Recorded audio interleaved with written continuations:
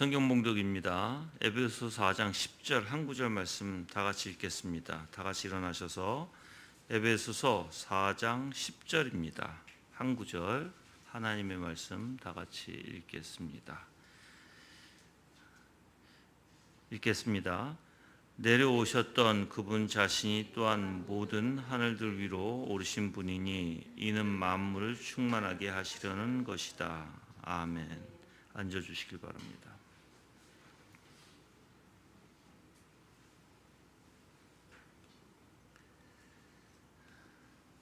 오늘 말씀은 지금 기독교 강요 2장 16장 지금 14절 할 차례예요. 그래서 지금 이 16장은 우리가 이제 사도신경에 대해서 이제 쭉 말씀을 드리는데, 지난 주에 제가 그리스도의 부활에 대해서 설명을 해드렸고, 오늘은 이제 승천에 대해서 설명하겠습니다. 14절 2권 16장 14절에서는 하늘에 오르사라고 하는 승천에 대해서 말씀하고 있어요. 그리스도의 부활과 승천은 매우 가까이 연관되어 있습니다. 부활과 승천은요. 그래서 그리스도께서 죽을 인생과 같은 낮고 비천한 상태와 십자가의 부끄러움을 이제 벗어버리시고 다시 살아나심으로써 그리스도의 영광과 권능을 더 충분히 과시하셨다라고 칼빈은 얘기해요. 그래서 예수 그리스도께서 이 땅에 내려오셔서 육신을 가지고, 그거 이제 낮고 비천한 상태라고 표현하는 거예요. 육신을 가지고 십자가의 부끄러움을 벗어버리고, 즉 십자가의 하나님의 진노와 형벌을 대신하시고 이제 죽으셨죠. 장사 지낸 바 되셨죠. 그리고 다시 살아나심으로써 부활을 얘기합니다. 그의 권능과 능력을 충분히 보여주셨다라는 것이에요. 그래서 하나님의 나라가 그러면 과연 언제 이 땅에 정말 전개되느냐 했을 때는 승천하신 때였다라고 칼빈은 얘기해요. 그래서 그리스도께서 만물을 충만케 하려고, 오늘 이 본문 말씀이죠. 4장 10절, 즉 내려오셨던 그분 자신이 또한 모든 하늘들 위로 오르신 분이니 이는 만물을 충만하게 하려는 것이다 라고 얘기했어요. 그러니까 만물을 충만하기 위해서 승천하셨다는 것입니다.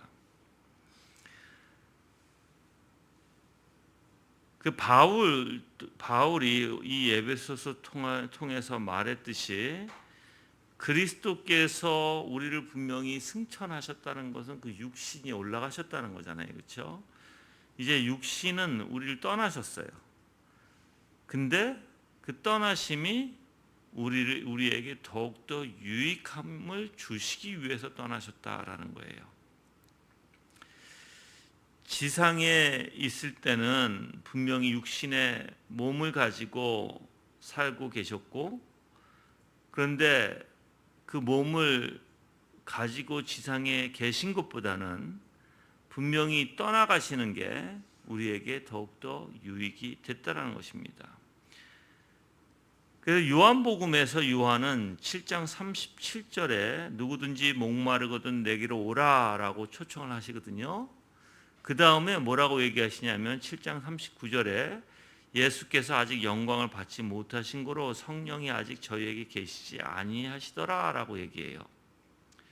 즉 무슨 뜻이냐면 승천하시기 전이기 때문에 성령이 아직 제자들에게 계시지 아니했다라는 것입니다. 그래서 주님께서 친히 그 제자들에게 말씀하셨죠. 요한복음 16장 7절에 내가 떠나가는 것이 너에게 유익이라. 내가 떠나가지 아니하면 보혜사가 너희에게로 오시지 아니할 것이니라 라고 얘기해요. 즉 성령께서 내려오셔야만 이제 하나님의 나라가 전개가 되는 거예요, 여러분들. 분명히 육신은 떠나셨지만 그렇다고 우리를 내버려 두셨을까요? 그렇지 않아요. 하나님께 우리를 내버려 두신 것이 아니라 즉 그와 같이 내버려 두시지 아니하시고 눈에는 보이지는 않지만 더 가까이 더 세밀하게 바로 우리를 지키시고 우리와 함께 계시고 또한 분명히 예수 그리스도께서 다시 오실 것을 분명히 우리에게 보여주시는 것입니다. 그래서 어떻게 보면 이 성령이 임하게 되면 우리는 확신을 갖게 되고요. 그 확신의 원리가 두 가지의 원리인 것 같아요. 하나는 이 땅에 우리가 있을 때 신앙 안에서 예수 그리스도에 대한 확신이고요. 둘째는 이제 영화 가운데 가서 얻어지는 확신이에요. 그래서 우리가 이 땅에 살아갈 때 오직 예수 그리스도의 권세와 권능으로 인한 체험적 신앙으로 살아가게 되고요. 또한 분명히 우리가 죽음에까지 이를 때 그것 또한 복된 죽음임을 우리가 알아야 한다는 것입니다. 왜 그러냐면 예수 그리스도와 함께 하기 때문에 그래요. 그래서 하나님께서 성령을 통해서 우리에게 풍성히 부어주실 것이고 그래서 하나님의 나라를 이 땅에서 전파하고 더욱더 증진될 것이고 또한 하나님의 권능을 이제 백성에게 나타내 주셔서 분명히 죄로부터 이기고 그 원수들을 멸하실 것이라는 것입니다. 승천에 의해서 예수 그리스도의 몸은 우리가 보이지 않아요, 이제. 그렇죠? 그렇지만 이 땅에 우리가 살아가는 동안 순례의 생활 동안 분명히 더 효과적인 권세를 가지고 성령을 통해서 분명히 하나님께서 예수 그리스도를 하나님의 우편에 앉히시고 그 권능으로 하늘과 땅을 다 다스리시게 하셨다는 것입니다. 그 예수 그리스도의 이 승천하심으로 말미암아 그리스도께서 약속하신 바가 성취됐어요. 분명히 우리와 함께 하시겠다고 했거든요. 끝까지 영원히 그 약속을 이루신 것이에요, 여러분들. 승천하셔서 우리 눈에 보이지 않는다고 해서 우리가 예수 그리스도가 없으신 게 아니라 이제는 우리 안에 우리와 함께 계시는 바로 하나님이심을 우리가 알아야 할 것입니다. 그래서 어떻게 보면 예수 그리스도께서 하늘로 올라가신 놀라운 기적이죠. 사실 그건 그렇죠.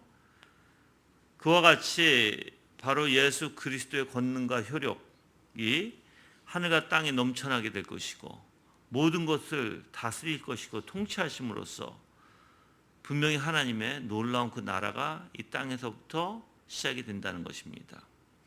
이제 어거스틴이 이렇게 말을 해요. 제가 읽어드릴게요. 그리스도께서는 죽으셔서 아버지의 우편으로 가셨다가 그것으로부터 산자와 죽은 자를 심판하러 오시게 되어 있었다. 그는 순수한 가르침과 믿음의 원칙에 따라 육체적 임재로 이 일을 하실 것이다. 그가 영으로 함께 계시는 것은 그의 승천 후에 있게 되어 있기 때문이다. 이렇게 해요. 여기에서는 지금 어거스틴이 이제 분명히 죽으셔서 하나님의 우편으로 가셨다고 얘기해요. 이 우편은 뭐예요? 통치예요. 모든 것을 만물을 통치하시는 원리고 그 다음에 그곳으로부터 산자와 죽은 자를 심판하러 오시게 되어 있다라고 얘기하는 거예요. 이건 재림이죠. 그 다음에 그의 순수한 가르침과 믿음의 원칙에 따라 육체적 임재로 이 일을 하실 것이다. 직접 오실 것이라는 거예요. 그냥 영으로 오시는 것이 아니라 그 심판의 재림 때 예수 그리스도께서 그대로 육신이 올라가신 그대로 또한 그대로 내려오실 것이라는 거예요.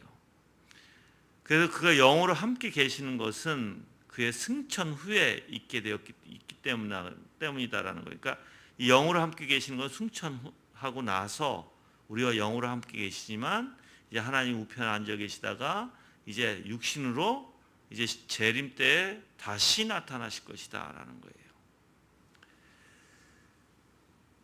그래서 예수님께서는 분명히 우리에게 마태복음 28장 20절에 볼지어다 내가 세상 끝날까지 너희와 항상 함께 있으리라 라고 하시는 그 말씀을 이루신 것입니다. 말씀이 육신을 취함에 있어서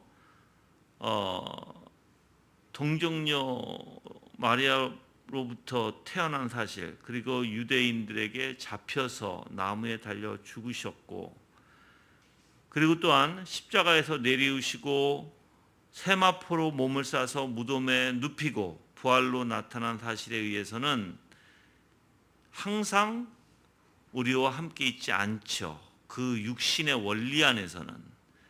그렇지만 승천하시고 나서는 내가 세상 끝날까지 너희와 항상 함께 있으리라는 이 말씀이 바로 이루어진 것이라는 거예요. 그래서 분명히 승천하시고 나서는 우리와 같이 계시지 않았어요. 승천하시기 전에는 40일 동안 부활하시고 나서 육신으로 제자들과 함께 계셨어요. 그리고 승천하시고 나서는 우리가 보이지 않아요. 그 예수 그리스도께서. 이제 예수 그리스도께서는 하나님 우편에 앉아 계신다고 마가복음 16장 19절에는 얘기하고 있어요. 그런데 이 임재만큼은 우리가 이제 육신적 임재는 우리와 같이 있지 않지만 이제 영적 임재죠. 그 영적 임재는 거둬가시지 않았어요. 우리와 함께 하시는 것입니다. 그래서 그 존엄하신 임재로 말미암아 우리는 항상 어디서나 예수 그리스도를 모시고 있다는 것입니다. 물론 예수님께서도 육신으로는 나는 항상 너희와 함께 하지 아니하리라 라고 마태복음 26장 11절에 말씀하고 있어요. 물론 그래서 육체적으로는 제자들에게 말씀하신 것 같이 승천 이후에는 더 이상 계시지 않아요. 그렇지만 이제 영적으로 우리가 그래서 예수 그리스도를 모시는 것이 믿음으로 모시고 있고 지금 영적 임재를 통해서 우리와 함께 계신다는 것을 여러분들은 믿으셔야 돼요. 육안으로는 보이지 않죠. 영적 임재. 그래서 여러분들이 이 영적 임재에 대해서 제가 몇 가지를 말씀을 드릴게요. 그냥 우리가 피상적인 생각 아니면 상상과 어떠한 그 생각 속에서 예수님이 우리와 함께 계시지 이런 게 원리가 아니에요. 정말 하나님하고 같이 살아나가는 사람들은요. 그 하나님의 임재를 느낀다, 안다라고 표현을 해요. 그럼 도대체 이 임재가 어떻게 느껴지는가, 어떻게 알게 되는가? 저는 이제 임재 원리 안에서는 언제 그러면 임재하시는가? 성경에서 분명히 우리 하나님께서 우리에게 약속을 해 주신 게 있어요. 즉 내가 너와 항상 함께 하리라라고 하셨던 약속 가운데 그래서 이제 청교도들이 뭐라고 얘기를 하냐면 하나님께서 성전을 만들 때 임재하셨잖아요. 구약에서도. 그래서 하나님께서 어떤 제도와 어떠한 규칙을 주시고 그 안에 하나님께서 계시겠다고 한다면 이제 임재해 계신다는 것이에요. 분명히 두셋이 내 이름으로 모인 곳에 누가 계신다? 바로 예수 그리스도가 계신다고 하셨잖아요. 그래서 우리가 이렇게 공예배 또한 수요예배나 주일예배 또한 예수 그리스도의 이름으로 모이는 곳에는 누가 계시다? 예수 그리스도께서 임재해 계신다는 것이에요. 근데 지금 여러분들이 예수 그리스도께서 임재해 계신다는 것을 알 수 있을까요? 어떤 분은 알 것이고 어떤 분은 그냥 앉아 계실 수도 있어요. 자, 그럼 임재를 어떻게 알게 되냐면 말씀을 통해서 그 말씀이 깨달아지고 그 하나님이 실질적으로 계신 것 같이 내가 알아지게 되고 그래서 그 하나님을 정말 내 생각과 마음속에 알게 돼요. 그럴 때 임재가 있는 것입니다. 우리가 그냥 내가 하나님이 계셔 그게 아니라 그렇게 임재가 있게 되면 그 안에는 놀라운 역사들이 생기죠. 어떤 역사요? 바로 그 하나님을 아는 역사, 그리고 그 하나님을 아는 만큼 내가 깨달은 만큼 순종하는 역사, 그게 같이 일어나게 돼 있어요. 그래서 임재라는 것은 여러분들이 그냥 쉽게 임재 감정으로 많이 사람들이 이걸 받죠. 찬양을 할 때나 사람들이 손을 들고 하나님 앞에 그러한 분위기 속에서, 그런데 그게 아니라 하나님의 말씀으로 해요.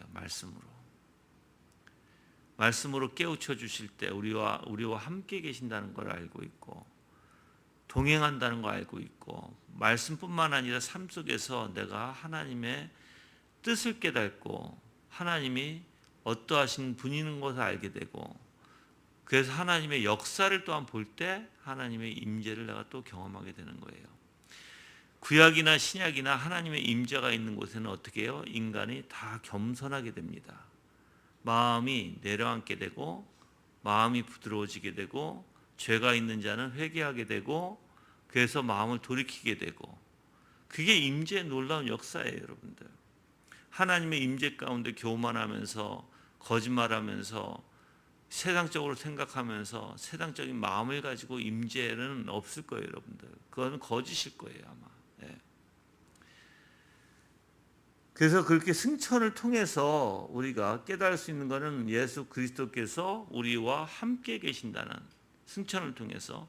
그래서 예수 그리스도께서 승천하시고 나서 성령께서 어떻게 하세요? 이제 우리와 함께 계시면서 우리를 변화시켜 주시잖아요. 우리의 생각과 마음을 변화시켜 주시고 하나님이 어떤 분이신지를 더욱더 알게 하시고, 예수 그리스도를, 그래서 예수 그리스도에게 더욱더 가까이 나갈 수 있도록 성령께서 우리가 주장해 주시잖아요. 그래서 어떻게 보면 예수 그리스도께서 승천하신 이후에 우리한테 더 유익이 된다는 것이에요. 그때는 육신으로서 제자들과 같이 따랐던 사람들에게는 유익이 됐겠지만 모든 믿는 사람들에게는 사실 아니었죠. 이제는 달라요. 모든 교회, 전 세계의 모든 교회에게 유익이 될 것이고, 우리가 더 예수 그리스도를 실질적으로 깨닫게 되고 마음으로 느끼게 되고 더욱더 가까이 할 수 있는 그 놀라운 역사들이 다 성령의 역사를 통해서 이루어지는 것이에요. 그 다음에 15절에 가서는 아버지 우편에 앉아 계심에 대해서 얘기합니다. 아버지 우편에 앉아, 아까도 얘기했죠. 우편에 앉아 계시다는 모든 통치하심이에요. 그래서 이 우편에 앉아 계시다라는 것은 임금들이 옆에 보좌관들을 두고 지배와 통치의 임무를 맡기는 것과 같다라고 칼빈은 얘기해요. 그래서 아버지께서 그리스도를 높이시고 그의 손을 통해서 지배하시고 그를 하나님의 우편에 영접한 것이다 라고 얘기합니다.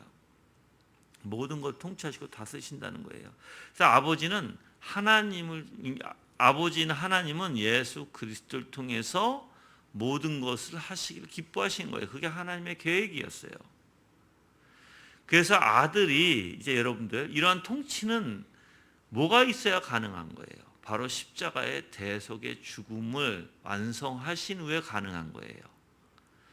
그래서 아버지와 같이 누렸던 그 영광을 이제 누리게 되는 거예요. 그리고 이제 아버지의 뜻이 성립이 되고 예수 그리스도께서 이 땅에 육신으로 오셔서 성육신으로 오셔서 모든 순종하에 하나님의 진노 가운데 십자가의 죽으심 가운데 부활하심 가운데 승천하심 가운데 하나님의 모든 뜻이 이루어지고, 그 뜻이 이루어짐으로써 이제 구속사가 실질적으로 완성이 된 거예요.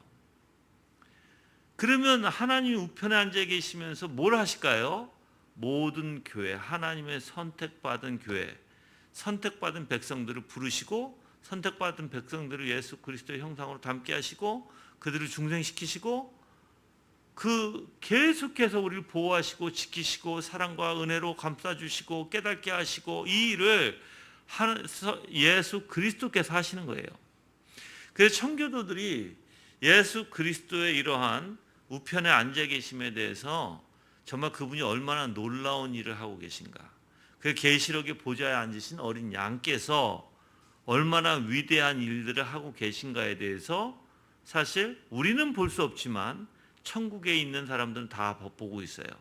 그래서 그 역사를 통해서 그들이 예수 그리스도, 즉 어린 보좌에 앉은 어린 양에게 경배와 찬양을 드린다고 얘기하거든요.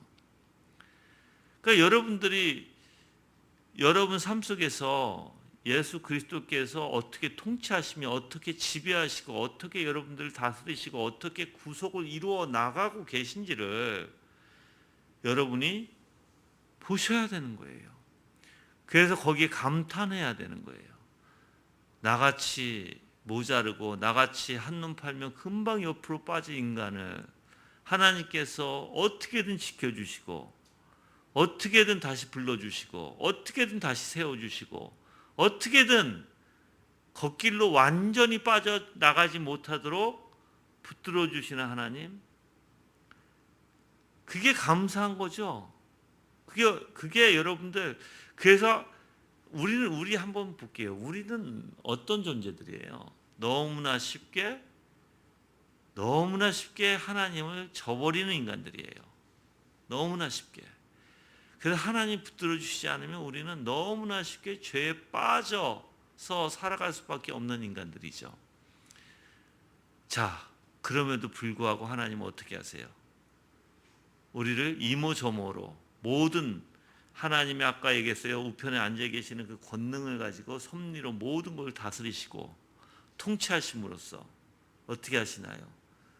우리의 삶을 개입해 주신다는 거예요. 내가 오늘 죄를 져도, 오늘 나태했을지라도 하나님께서 막 나한테 꾸중하시는 게 아니라 그걸 통해서 다시 올바로 돌아올 수 있도록 이모저모로 여러 상황 가운데 사람들을 통해서라도 하나님께서 불러주시고 지켜주시는 거예요. 여러분이 여러분 스스로 여기 앉아 있는다고 생각하죠. 아니요, 하나님이 그 마음 주시지 않았으면 우리는 어떤 누구도 여기 못 앉아 있어요, 여러분들. 그래서 하나님이 여러분의 생각과 마음을 주장해 주시는 하나님이시라는 거예요. 거기에 대해서 감사해야 돼요.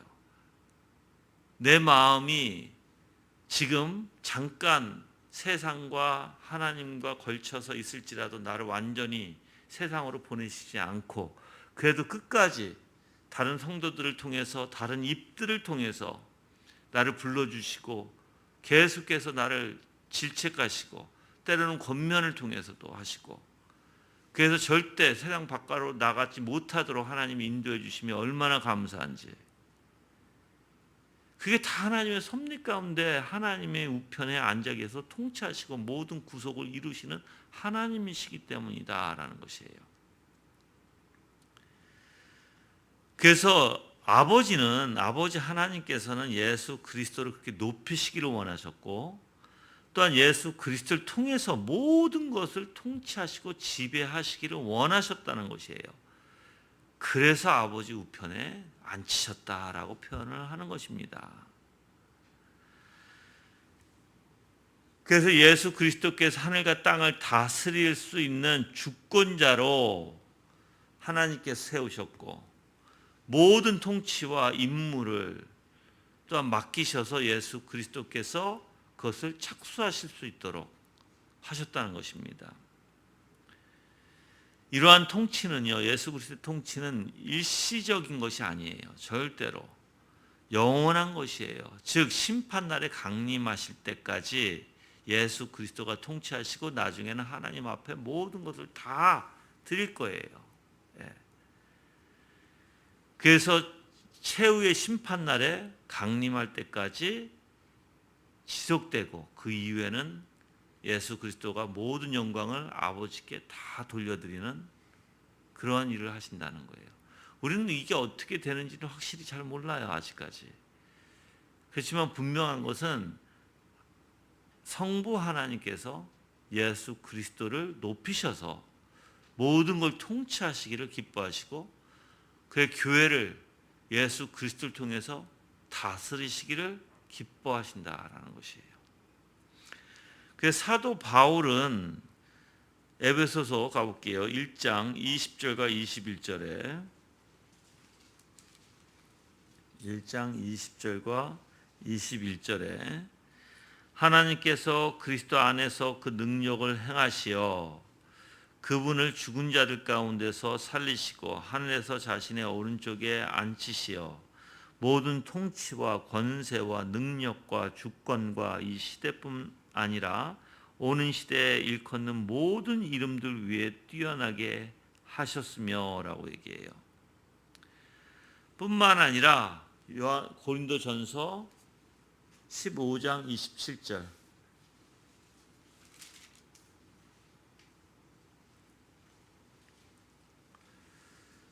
성경에 말하기를 그분께서 만물을 자신의 발 아래 복종하게 하셨다 하였으니 모든 것을 발 아래 복종하게 하신다고 말씀하실 때 모든 것을 그분께 복종하게 하신 분은 그 가운데 들지 않은 것이 분명하다라고 얘기했죠. 즉 만물을 자신의 발 아래 복종하게 하셨다라고 얘기해요. 또한 에베소서 1장 22절 다시 가볼까요? 에베소서 1장 22절 말씀.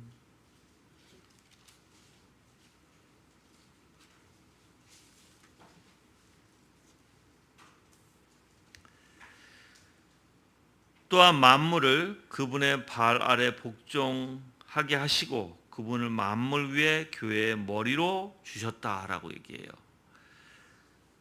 자, 그러면 하나님께서 예수 그리스도를 우편에 앉히신 이유, 목적이 무엇인지 알겠죠, 우리가 이 구절들을 통해서. 그렇죠?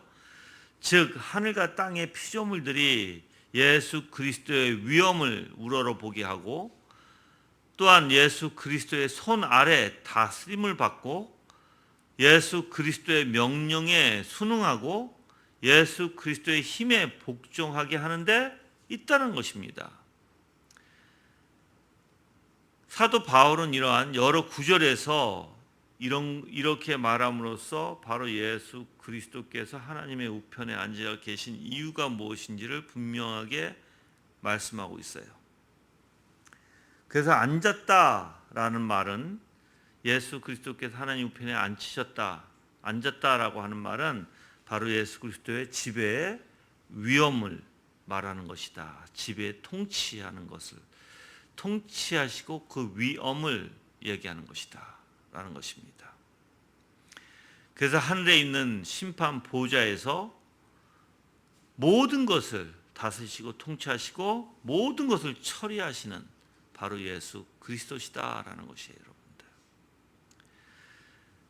그래서 예수 그리스도께서 지금 심판날까지 모든 것을 다스리고 통치하세요. 그러니까는 우리가 주님의 여러분들 주님이 우리를 통치하시고 모든 걸 다스리신다면 우리가 얼마나 위로가 되고 안심이 될까요? 왜 그러냐면 예수님께서는 자기의 목숨을 내어 주심으로써 우리를 구원하시기를 원하셨던 분이거든요. 그럼 그분의 통치는 어떻게 될까요? 그분의 통치 또한 우리를 구원하시는 데 있다라는 거예요. 그래서 여러분들이 정말 하나님께서 나를 얼마나 구원하시기를 기뻐하시는가 보시면 돼요. 그래서 모든 것이 지금 승천하셔서 하나님 우편에 앉으심으로써 중보자로서 우리의 구원을 위해서 얼마나 애쓰시고 수고하시고 노력하시고 모든 걸 다스리시는 신지를. 자, 그러면 여러분들이 지금 구원보다 더 위대한 게 있어요? 없어요. 구원보다 위대한 거는. 그게 가장 위대해요.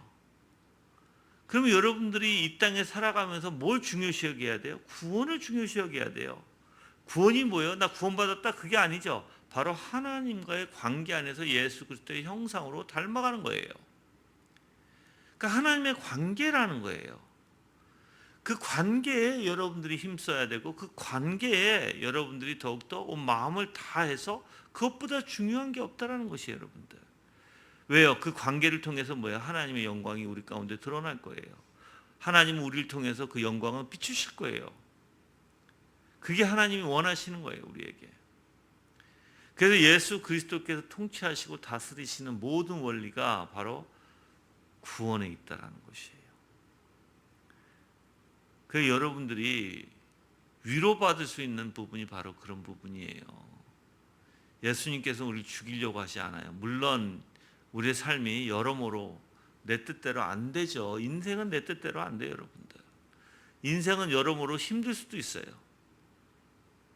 그렇지만 여러분들이 좌절하지 않을 수 있는 것은 바로 그리스도 때문이다.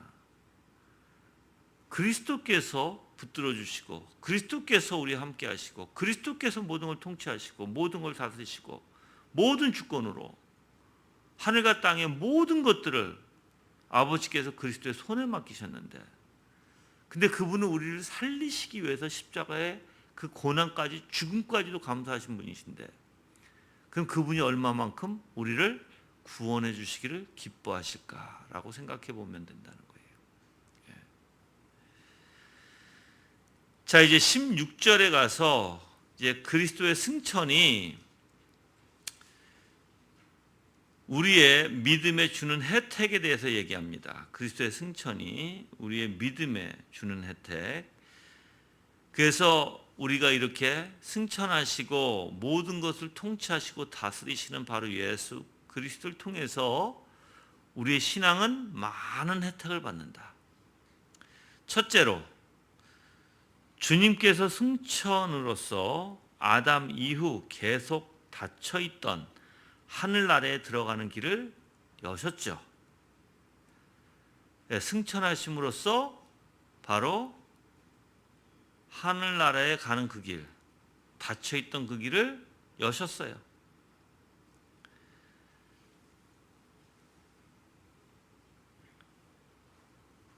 그래서 어떻게 보면 예수 그리스도의 그 승천은 우리의 소망이 되는 거예요. 또한 소망뿐만 아니라 우리 머리 되시는 그리스도를 통해서 하늘을 우리는 이미 뭐였어요? 소유한 자들이 된 거예요.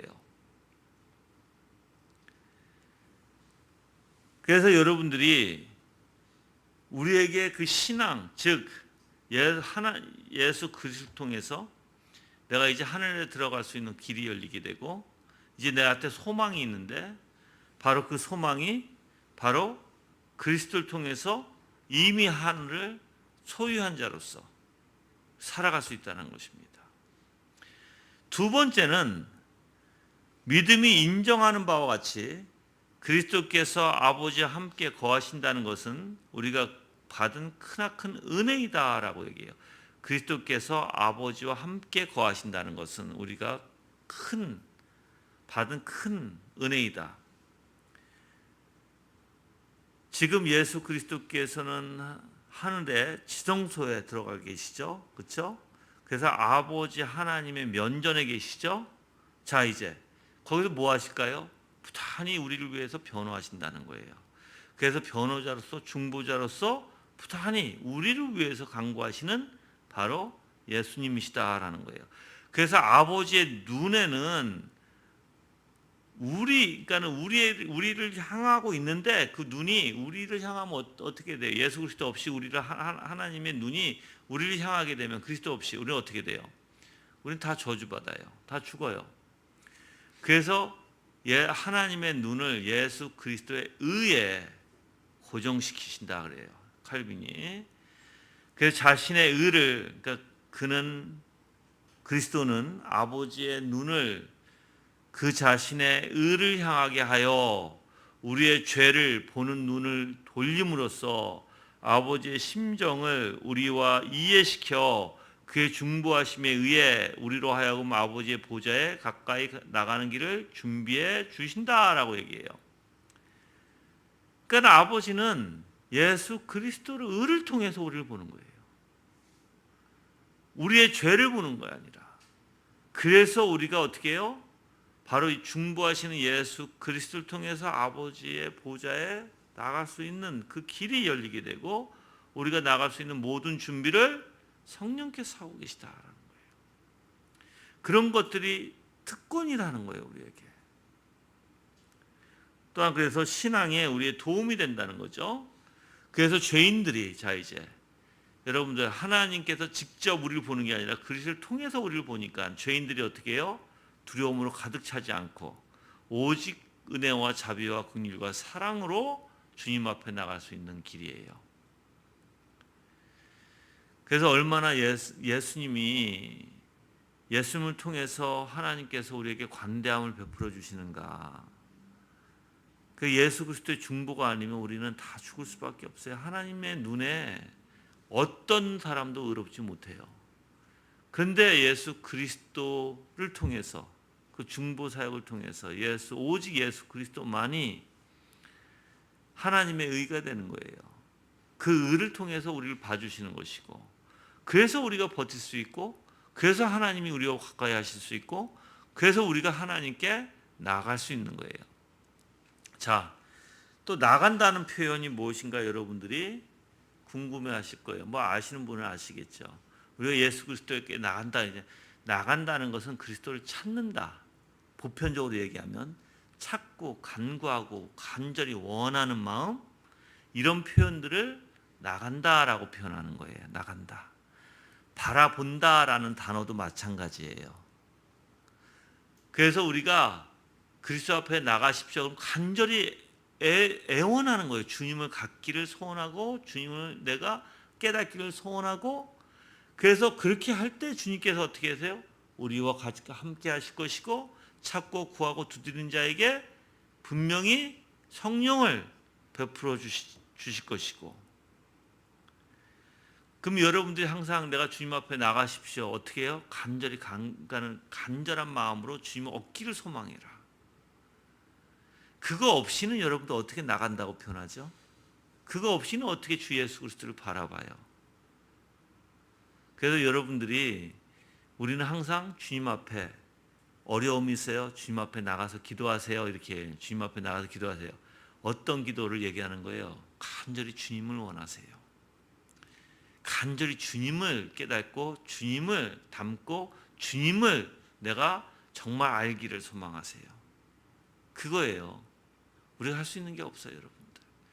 그래서 내 모든 것을 하나님 앞에 아뢰고 주님 앞에 엎드려 정말 주님을 간절히 찾으세요. 그 말이에요, 여러분들. 이렇게 하나님께서 우리에게 관대함으로 베풀어 주시는 예수 그리스도를 통해서 그 은혜가 넘치죠. 그 세 번째로는 이러한 믿음은 그리스도의 권능을 이해하는데 우리의 강함, 힘, 부요함 및 지옥을 이기는 승리 등이 이러한 권능 안에 있다 얘기했어요. 자, 믿음은 그리스도의 권능을 이해하게 되는데 어떤 권능? 승리하신 그 권능을 우리가 알게 되고 그 권능이 우리 안에 있게 된다라는 거예요. 자, 그럼 우리는 사탄으로부터 졌나요? 아니에요. 예수 그리스도가 이미 승리하셨어요. 그러면 내가 믿음 가운데 내 신앙이 유익되는 건 뭐냐면 그 승리하셨기에 내가 좌절하지 않는 거예요. 포기하지 않는 거예요. 이미 승리하셨어요, 여러분들. 승리해 주세요가 아니라 이미 승리하셨다고요.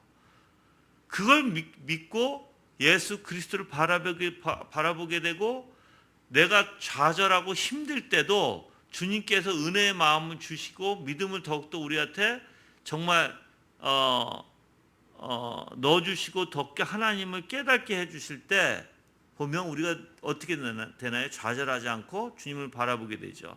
그 은혜 가운데 어떻게 돼요? 다시 일어나죠. 다시 주님을 바라보게 되고 내 마음이 뜨겁듯이 내 안에서 그 하나님을 향하는 마음이 아주 뜨겁게 일어나죠. 그게 다 승리 때문에 그런 거예요. 승리 때문에. 이미 승리하신 주님이세요, 여러분들.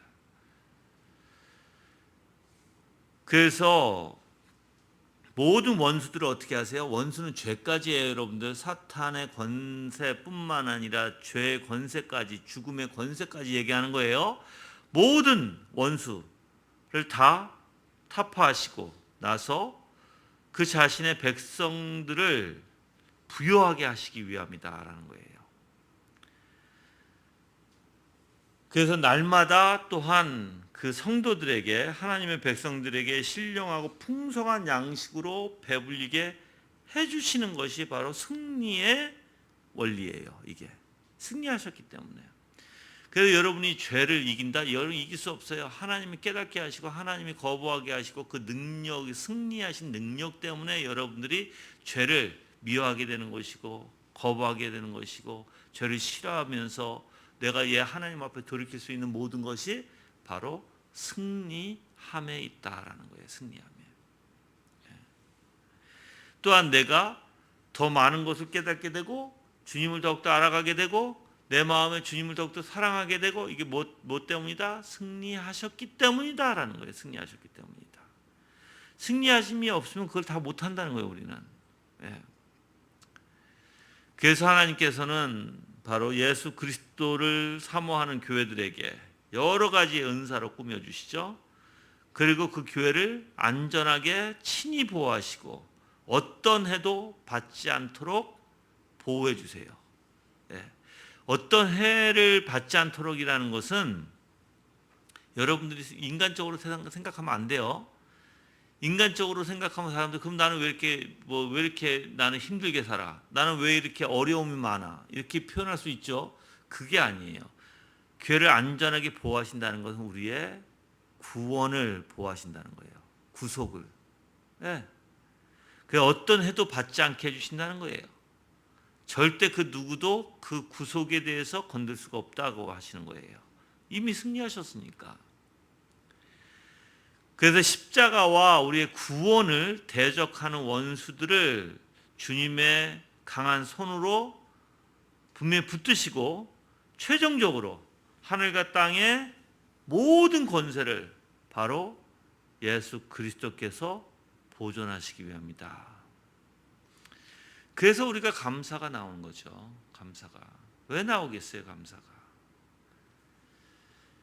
그래서 예수 그리스도께서는 모든 원수들을 때려 눕히셨고 예수 그리스도께서 교회를 완전히 건설하실 때까지 이 일을 계속하실 것이다. 완전히 건설하실, 즉 우리가 영화 가운데 예수 그리스도가 재림으로 오실 때까지 그렇게 하실 것이다. 그게 이제 하나님의 왕국의 진정한 상태라고 얘기해요.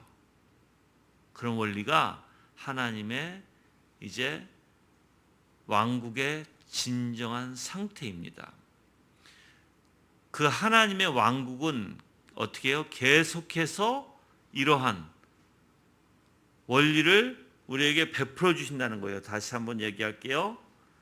자, 그 권능으로 우리에게 변화시켜 주시고 그 권능으로 우리의 신령한 생명으로 생기를 주시고 성령으로 우리를 성화시켜 주시고 또한 은사로 교회를 꾸며 주시고 교회를 안전하고 보호하게 해 주시고 어떤 해도 받지 않도록 해 주시고 또한 그 대적들 원수들을 주님의 손의 강함으로 지켜 주시고 그래서 하늘과 땅에 있는 모든 권세를 예수 그리스도 안에서 보존하게 계신다.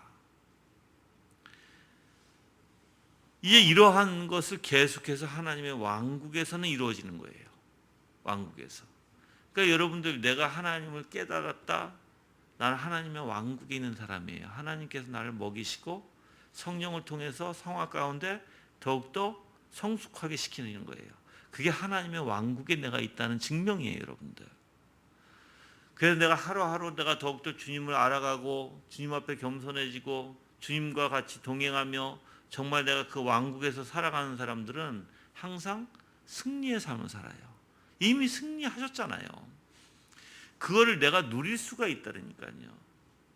그 많은 사람들이 승리가 뭘까? 아까도 승리, 여러분들 승리는 다른 게 아니에요. 죽음의, 죄의, 그리고 사탄의 권세에서 벗어나는 거예요. 그게 승리예요. 그래서 나중에는 영화 가운데 그 어떤 죄도 없는 곳에서 우리가 살게 되는 거예요. 완벽한 승리 가운데. 그래서 완전히 예수님께서 이제 그 하나님의 나라에 우리를 어떻게 해요? 영접하실 것이고 우리가 하나님의 나라에서 영원히 예수 그리스도와 같이 살 것이고 그 안에는 어떠한 죄도 없을 것이고 그 온전히 승리한 곳에서 우리가 살아갈 수 있어요. 근데 그러면 이 땅에서 그 승리를 어떻게 해요? 맛보고 살아야 되냐? 누리고 살아야 되잖아요. 누리고. 그래서 그리스도인들은 자유함이 있는 거예요. 그러면 이 땅에서 그 승리를 누리고 사는 사람은요, 죄에 위협을 받지 않아요, 여러분들. 죄가 우리를 넘어뜨릴 수 없다는 거예요. 죄가 우리를 어떻게 꼬꾸라뜨려서 영원히 짓밟을 수 없다는 거예요, 죄가 우리를. 이미 승리했기 때문에. 물론 우리를 잠깐 넘어뜨릴 수 있어요. 그렇지만 절대 영원히 넘어뜨리지는 못해요. 하나님께 또한 넘어지는 것도 누구의 통치 아래 있어요? 하나님의 통치 안에 있어요. 넘어뜨리시는 이유가 다 있다라는 거예요, 또한. 그러니까 여러분들이 하나님의 통치를 믿는다면 슬퍼할 것도 없고요. 왜 그러냐면 다 나를 위함이고 나의 유익을 위함인데 모든 것이 협력해서 선으로 인도하신 하나님인데, 그렇죠? 근데 이거는 하지 마세요. 어떤 분들은 이렇게 하는 분들이 있어요. 어떤 생각이냐면 그래 하나님이 다 나의 선을 위해서 역사하시잖아. 그게 이제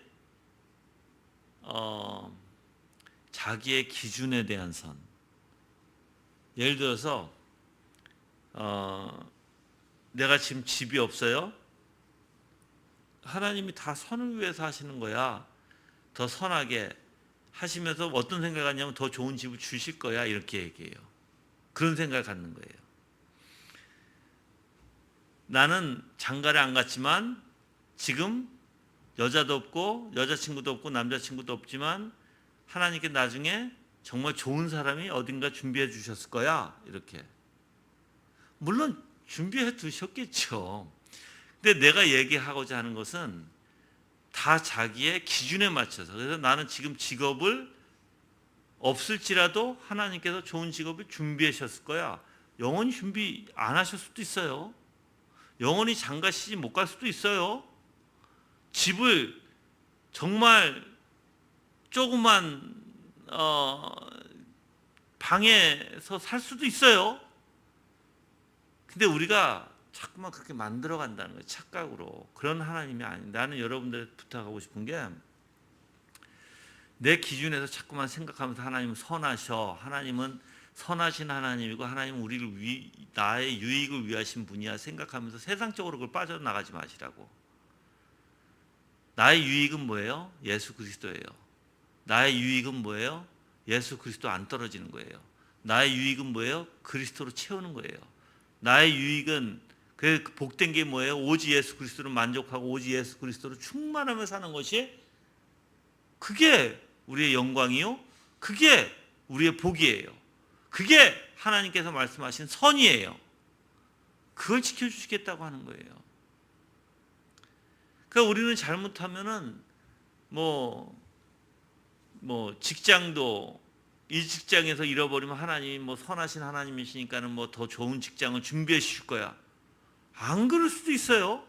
그러니까 그런 식으로 그런 식으로 하나님을 알아가실 때 그런 사고를 가지면 안 된다고요. 어떤 형편에 있던 하나님이 어떠한 형편 가운데 여러분이 있던 하나님은 우리를 선함으로 인도하신다. 그 선이 뭐다? 바로 예수 그리스도의 형상을 담게 하실 것이고 예수 그리스도 통해서 우리에게 구원을 주실 것이고 우리를 절대 버리지 아니하실 것이고 내가 아무리 이 땅에서 정말 힘겹게 살지라도 하나님은 나를 버리지 아니하실 것이다. 그게 선의 원리예요. 그게. 자꾸만 내가 얘기했지만 세상적으로 생각하지 마세요. 근데 내가 보면 어떤 분들은 그렇게 세상적으로 생각하는 분들이 계셔요. 여러분, 내가 대화하다 보면 특히 이제 어르신들 그렇잖아요. 괜찮아, 하나님이 해주실 거야.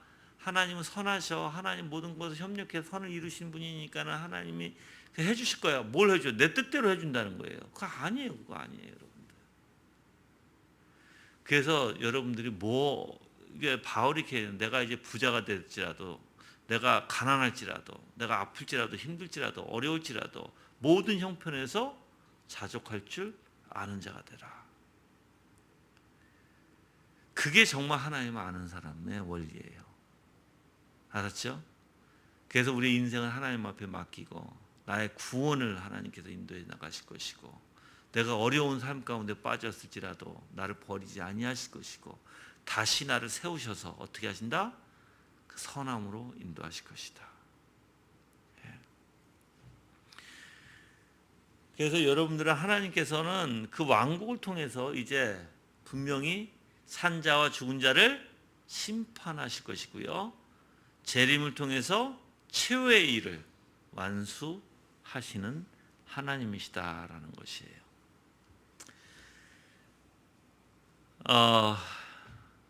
제가 17절도 하려고 했는데 17절은 다음 주에 할게요. 17절은 내가 왜 다음 주에 하냐면 이게 좀 애매해요. 17절, 18절, 19절까지 있는데 내가 17절, 18절 해버리면 다음 주에 그냥 한 줄만 하기가 좀 애매해요. 그래서 내가 여러분들한테 여기까지만 하는데, 여러분들 자, 오늘 뭐 배웠어요? 승천에 대해서 배웠어요. 하나님의 오른편에 앉아 계심에 대해서 배웠어요. 그리고 그걸 통해서 우리의 유익이 무엇인가를 배웠어요. 신앙에. 세 가지를 배우신 거예요. 그럼 여러분들이 나는 승천도 마찬가지고 하나님 우편에 앉아 계심도 그냥 피상적으로만 그래 그게 아니라 실질적인 신앙 안에서 여러분들이 정말 예수 그리스도의 승천을 깨닫기를 바란다는 거예요. 그리고 예수 그리스도의 승리에 대해서 정말 알기를 원한다는 거예요.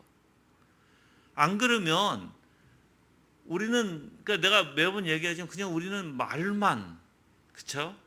근데 승천하심으로써 우리한테 엄청난 유익이 있다 그랬어요. 여러분들, 성령께서 우리를 다스리고 통치하시고 우리를 더욱더 예수 그리스도에 가까이, 하나님께 더 가까이 갈 수 있도록 모든 걸 주장해 주시는 원리, 그렇죠? 몸은 우리와 같이 안 계시지만 영으로 우리와 임재하고 계시고, 그래서 항상 임재 가운데 성령을 통해서 우리에게 더욱더 많은 은혜를 베풀어 주셔서 하나님을 알아가게 하고 하나님과 가까이 가게 하시는 게 어떤 역사다? 승천의 원리에서 나오는 역사다. 자, 통치하시죠. 통치하시는데 그냥 통치만 아니라 승리하셨으니까 통치하시는 거예요. 그렇죠? 승리하셨으니까 통치하시는 거예요. 꼭 외워두세요. 그러면 통치는 뭐예요? 모 우주 만물을 다 통치하시는 거예요. 그 중에 가장 핵심이 뭐예요? 통치 핵심이 바로 구속이에요. 구속. 그래서 우리가 그러면 그 구속을 어떻게 해요? 어떻게 했든 하나님께서 모든 섭리와 모든 주권으로 우리를 어떻게 하신다? 버리지 아니하실 것이고 우리를 구속을 인도하실 것이다. 그러므로서 우리는 어떻게 한다? 이미 승리하신 그리스도 안에서 우리는 그 승리를 누려야 된다. 누리는 삶을 살아야 된다. 그럼 승리가 뭘까? 죄와 사탄과 죽음의 권세에서 우리는 두려워하지 않아요. 더 이상 거기에 대해서. 우리는 자유함을 가지고 그 안에서 기쁨을 가지고 그 안에서 우리는 하나님의 통치를 통해서 모든 것을 공급받는 거예요. 성화 안에서 성령을 통해서 깨달음도 통치의 원리예요. 그리고 뿐만 아니라 내가 예수 그리스도에게 붙어 있는 것도, 그것도 통치의 원리예요. 그래서 내가 다시 한번 읽어드릴게요. 이제 칼빈이 쓴 걸 그대로 읽어드릴게요. 그 원수들을 타파하고 나서 그 자신의 택한 백성들을 부요하게 하시고 날마다 그들에게 신령하고 풍성한 양식으로 배불리게 해주신다. 이게 통치의 원리예요.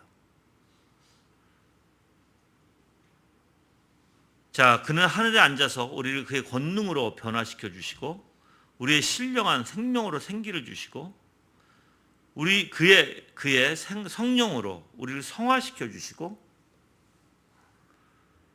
그의 교회를 여러 가지 은사로 꾸며 주시고 친히 교회를 안전하게 보호하여 어떤 해도 받지 않도록 해주시고 그의 십자가와 우리의 구원을 대적하는 원수들을 그의 손의 강함으로 견지하고 최종적으로 하늘과 땅에 있는 모든 권세를 보존해 주신다.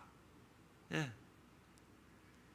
그게 우리에게 엄청난 하나님께서 통치하고 계시는 유익의 원리라는 거예요, 여러분들.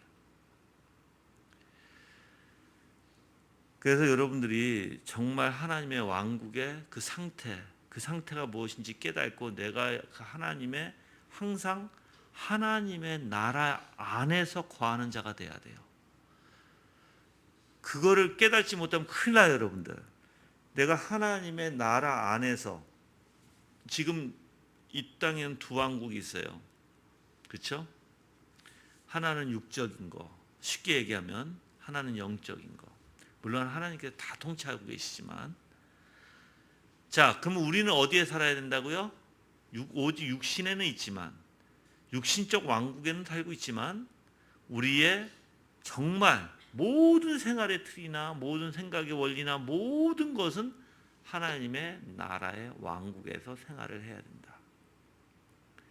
그러면 하나님의 나라의 왕국에서는 하나님이 통치하시고 하나님과 나와 교제를 나누고 하나님께서 나를 지켜주시고 하나님께서 나를 풍성하게 먹여주심으로써 점점 하나님 알아가는데 더욱더 점점 알아가지는 거예요. 많아지는 거예요. 풍성해지는 거예요.